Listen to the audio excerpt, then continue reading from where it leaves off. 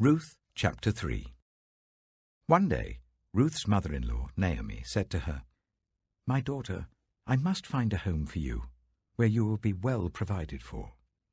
Now Boaz, with whose women you have worked, is a relative of ours. Tonight he will be winnowing barley on the threshing floor.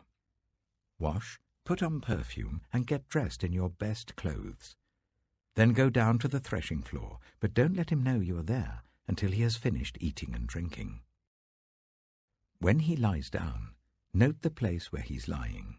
Then go and uncover his feet and lie down. He will tell you what to do." "I will do whatever you say," Ruth answered.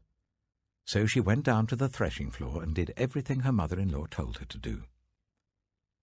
When Boaz had finished eating and drinking and was in good spirits, he went over to lie down at the far end of the grain pile.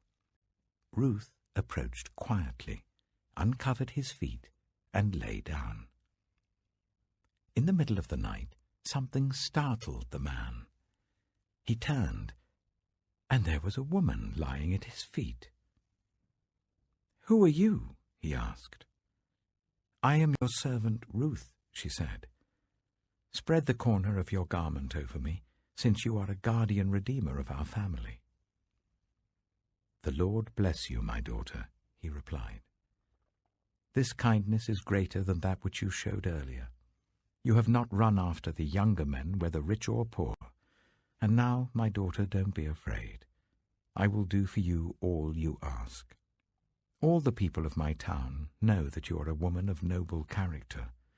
Although it is true that I am a guardian redeemer of our family, there is another who is more closely related than I. Stay here for the night, and in the morning, if he wants to do his duty as your guardian redeemer, good, let him redeem you. But if he is not willing, as surely as the Lord lives, I will do it. Lie here until morning." So she lay at his feet until morning, but got up before anyone could be recognized. And he said, "No one must know that a woman came to the threshing floor." He also said, "Bring me the shawl you're wearing and hold it out." When she did so, he poured into it 6 measures of barley and placed the bundle on her. Then he went back to town. When Ruth came to her mother-in-law, Naomi asked, "How did it go, my daughter?" Then she told her everything Boaz had done for her, and added, "He gave me these 6 measures of barley, saying, 'Don't go back to your mother-in-law empty-handed.'" Then Naomi said, "Wait, my daughter, until you find out what happens, for the man will not rest until the matter is settled today." Ruth Chapter 4. Meanwhile, Boaz went up to the town gate and sat down there just as the guardian redeemer he had mentioned came along. Boaz said, "Come over here, my friend, and sit down." So he went over and sat down. Boaz took 10 of the elders of the town and said, "Sit here," and they did so. Then he said to the guardian redeemer, "Naomi, who has come back from Moab, is selling the piece of land that belonged to our relative Elimelech. I thought I should bring the matter to your attention and suggest that you buy it in the presence of these seated here and in the presence of the elders of my people. If you will redeem it, do so. But if you will not, tell me, so I will know. For no one has the right to do it except you, and I am next in line." "I will redeem it," he said. Then Boaz said, "On the day you buy the land from Naomi, you also acquire Ruth the Moabite, the dead man's widow, in order to maintain the name of the dead with his property." At this the guardian redeemer said, "Then I cannot redeem it, because I might endanger my own estate. You redeem it yourself. I cannot do it." Now in earlier times in Israel, for the redemption and transfer of property to become final, one party took off his sandal and gave it to the other. This was the method of legalizing transactions in Israel. So the guardian redeemer said to Boaz, "Buy it yourself." And he removed his sandal. Then Boaz announced to the elders and all the people, "Today you are witnesses that I have bought from Naomi all the property of Elimelech, Kilion, and Mahlon. I have also acquired Ruth the Moabite, Mahlon's widow, as my wife, in order to maintain the name of the dead with his property, so that his name will not disappear from among his family or from his hometown. Today you are witnesses." Then the elders and all the people at the gate said, "We are witnesses. May the Lord make the woman who is coming into your home like Rachel and Leah, who together built up the family of Israel. May you have standing in Ephrathah and be famous in Bethlehem. Through the offspring the Lord gives you by this woman, may your family be like that of Perez, whom Tamar bore to Judah." So Boaz took Ruth, and she became his wife. When he made love to her, the Lord enabled her to conceive, and she gave birth to a son. The women said to Naomi, "Praise be to the Lord, who this day has not left you without a guardian redeemer. May he become famous throughout Israel. He will renew your life and sustain you in your old age. For your daughter-in-law, who loves you and who is better to you than 7 sons, has given him birth." Then Naomi took the child in her arms and cared for him. The women living there said, "Naomi has a son." And they named him Obed. He was the father of Jesse, the father of David. This, then, is the family line of Perez. Perez was the father of Hezron, Hezron the father of Ram, Ram the father of Amminadab, Amminadab the father of Nachshon, Nachshon the father of Salmon, Salmon the father of Boaz, Boaz the father of Obed, Obed the father of Jesse, and Jesse the father of David. Luke chapter 22. Now the feast of the unleavened bread, called the Passover, was approaching, and the chief priests and the teachers of the law were looking for some way to get rid of Jesus, for they were afraid of the people. Then Satan entered Judas, called Iscariot, one of the 12. And Judas went to the chief priests and the officers of the temple guard and discussed with them how he might betray Jesus. They were delighted and agreed to give him money. He consented and watched for an opportunity to hand Jesus over to them when no crowd was present. Then came the day of unleavened bread on which the Passover lamb had to be sacrificed. Jesus sent Peter and John, saying, "Go and make preparations for us to eat the Passover." "Where do you want us to prepare for it?" they asked. He replied, "As you enter the city, a man carrying a jar of water will meet you. Follow him to the house that he enters, and say to the owner of the house, 'The teacher asks, where is the guest room where I may eat the Passover with my disciples?' He will show you a large room upstairs, all furnished. Make preparations there." They left and found things just as Jesus had told them. So they prepared the Passover.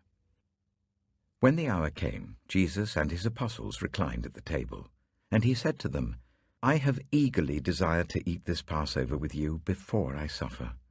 For I tell you, I will not eat it again until it finds fulfillment in the kingdom of God." After taking the cup, he gave thanks and said, "Take this and divide it among you. For I tell you, I will not drink again from the fruit of the vine until the kingdom of God comes." And he took bread, gave thanks and broke it, and gave it to them, saying, "This is my body given for you. Do this in remembrance of me." In the same way, after the supper, he took the cup, saying, "This cup is the new covenant in my blood, which is poured out for you. But the hand of him who is going to betray me is with mine on the table. The Son of Man will go as it has been decreed, but woe to that man who betrays him." They began to question among themselves which of them it might be who would do this. A dispute also arose among them, as to which of them was considered to be greatest.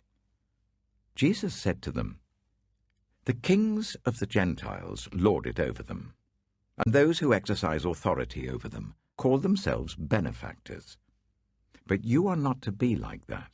Instead, the greatest among you should be like the youngest, and the one who rules like the one who serves. For who is greater, the one who is at the table or the one who serves? Is it not the one who is at the table? But I am among you as one who serves. You are those who have stood by me in my trials, and I confer on you a kingdom, just as my Father conferred one on me, so that you may eat and drink at my table in my kingdom, and sit on thrones, judging the 12 tribes of Israel. Simon, Simon, Satan has asked to sift all of you as wheat. But I have prayed for you, Simon, that your faith may not fail. And when you have turned back, strengthen your brothers." But he replied, "Lord, I'm ready to go with you to prison and to death." Jesus answered, "I tell you, Peter, before the cock crows today, you will deny 3 times that you know me." Then Jesus asked them, "When I sent you without purse, bag, or sandals, did you lack anything?" "Nothing," they answered. He said to them, "But now, if you have a purse, take it, and also a bag. And if you don't have a sword, sell your cloak and buy one. It is written, 'And he was numbered with the transgressors.' And I tell you that this must be fulfilled in me. Yes, what is written about me is reaching its fulfillment." The disciples said, "See, Lord, here are 2 swords." "That's enough," he replied. Jesus went out as usual to the Mount of Olives, and his disciples followed him. On reaching the place, he said to them, "Pray that you will not fall into temptation." He withdrew about a stone's throw beyond them, knelt down, and prayed, "Father, if you are willing, take this cup from me. Yet not my will, but yours be done." An angel from heaven appeared to him and strengthened him, and being in anguish, he prayed more earnestly, and his sweat was like drops of blood falling to the ground. When he rose from prayer and went back to the disciples, he found them asleep, exhausted from sorrow. "Why are you sleeping?" he asked them. "Get up and pray, so that you will not fall into temptation." While he was still speaking, a crowd came up, and the man who was called Judas, one of the 12, was leading them. He approached Jesus to kiss him, but Jesus asked him, "Judas, are you betraying the Son of Man with a kiss?" When Jesus' followers saw what was going to happen, they said, "Lord, should we strike with our swords?" And one of them struck the servant of the high priest, cutting off his right ear. But Jesus answered, "No more of this." And he touched the man's ear and healed him. Then Jesus said to the chief priests, the officers of the temple guard, and the elders who had come for him, "Am I leading a rebellion, that you have come with swords and clubs? Every day I was with you in the temple courts, and you did not lay a hand on me. But this is your hour, when darkness reigns." Then, seizing him, they led him away and took him into the house of the high priest. Peter followed at a distance. And when some there had kindled a fire in the middle of the courtyard, and had sat down together, Peter sat down with them. A servant girl saw him seated there in the firelight. She looked closely at him and said, "This man was with him." But he denied it. "Woman, I don't know him," he said. A little later someone else saw him and said, "You also are one of them." "Man, I am not," Peter replied. About an hour later another asserted, "Certainly this fellow was with him, for he is a Galilean." Peter replied, "Man, I don't know what you're talking about." Just as he was speaking, the cock crowed. The Lord turned and looked straight at Peter. Then Peter remembered the word the Lord had spoken to him. "Before the cock crows today, you will disown me 3 times." And he went outside and wept bitterly. The men who were guarding Jesus began mocking and beating him. They blindfolded him and demanded, "Prophesy, who hit you?" And they said many other insulting things to him. At daybreak, the council of the elders of the people, both the chief priests and the teachers of the law, met together, and Jesus was led before them. "If you are the Messiah," they said, "tell us." Jesus answered, "If I tell you, you will not believe me. And if I asked you, you would not answer. But from now on, the Son of Man will be seated at the right hand of the mighty God." They all asked, "Are you then the Son of God?" He replied, "You say that I am." Then they said, "Why do we need any more testimony? We have heard it from his own lips." Psalm 93. The Lord reigns. He is robed in majesty. The Lord is robed in majesty and armed with strength. Indeed, the world is established, firm and secure. Your throne was established long ago. You are from all eternity. The seas have lifted up, Lord. The seas have lifted up their voice. The seas have lifted up their pounding waves. Mightier than the thunder of the great waters, mightier than the breakers of the sea. The Lord on high is mighty. Your statutes, Lord, stand firm. Holiness adorns your house for endless days. Proverbs chapter 31. The sayings of King Lemuel. An inspired utterance his mother taught him. Listen, my son. Listen, son of my womb. Listen, my son, the answer to my prayers. Do not spend your strength on women, your vigor on those who ruin kings. It is not for kings, Lemuel. It is not for kings to drink wine, not for rulers to crave beer, lest they drink and forget what has been decreed and deprive all the oppressed of their rights. Let beer be for those who are perishing, wine for those who are in anguish. Let them drink and forget their poverty and remember their misery no more. Speak up for those who cannot speak for themselves, for the rights of all who are destitute. Speak up and judge fairly. Defend the rights of the poor and needy. A wife of noble character, who can find? She is worth far more than rubies. Her husband has full confidence in her and lacks nothing of value. She brings him good, not harm, all the days of her life. She selects wool and flax and works with eager hands. She is like the merchant ships bringing her food from afar. She gets up while it is still night. She provides food for her family and portions for her female servants. She considers a field and buys it. Out of her earnings she plants a vineyard.